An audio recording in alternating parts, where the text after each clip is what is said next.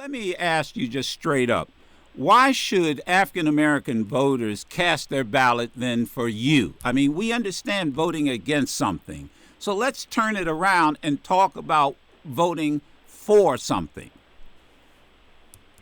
I think that's exactly the right question, Joe, because I do want people to vote for something, not just against something. And, you know, as president, I will be your partner. We're going to make investments in communities that have been left out and left behind.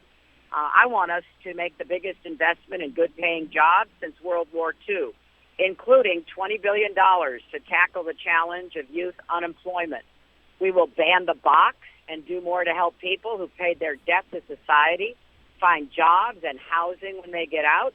We're going to face the reality of systemic racism and work to reform the criminal justice system from end to end.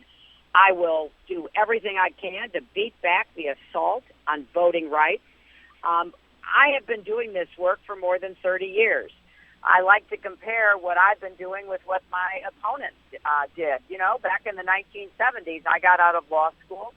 I went to work for the Children's Defense Fund. I worked to end the kind of abuse of young people in adult jails and prisons, going to South Carolina to investigate that. I worked to end the efforts to give segregated academies in the South tax-exempt benefits. I was going down there undercover. I worked to get kids with disabilities into our public schools.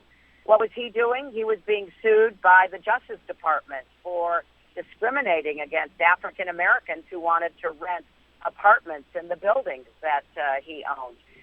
We could go on and on because I am committed to building on the progress that we've made under President Obama.